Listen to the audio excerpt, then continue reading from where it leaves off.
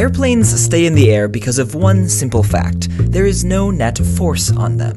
And with no net force, an object at rest stays at rest, and an object in motion stays that way, even if it's in midair 10 kilometers above the Earth's surface. Now, of course, it's not like there aren't forces acting on the airplane. Gravity pulls down on the plane itself, plus all of the people and baggage inside, and every single air molecule that's shot through the engines or collides with the fuselage or wings pushes on the plane as well. But if all of these forces are balanced, in particular if the air molecules push the plane up enough to counteract gravity, then the plane stays up.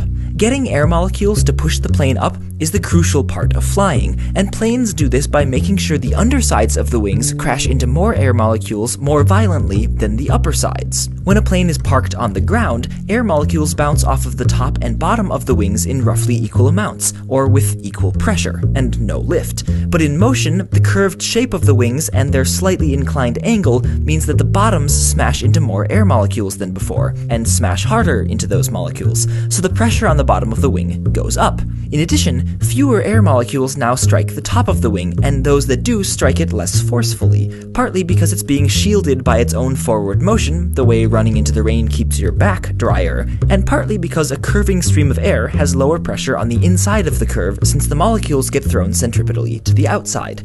But whatever the reasons, the pressure on the top of the wing goes down. So low pressure or less downward force on the top, plus high pressure or more upward force on the bottom, and the plane has lift.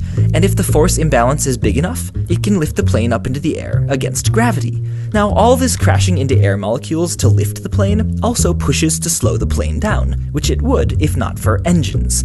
Engines also push air, in this case backwards, either via a propeller or a jet driving a propeller. For various reasons, it turns out that you want to have a really big propeller driven by a really small jet for the most efficient engine. But even in inefficient engines, the spinning fan blades generate their thrust, which is essentially horizontal lift, by moving quickly through the air with a curved shape and a slightly inclined angle. They're essentially mini wings. And so an airplane is essentially a meta wing.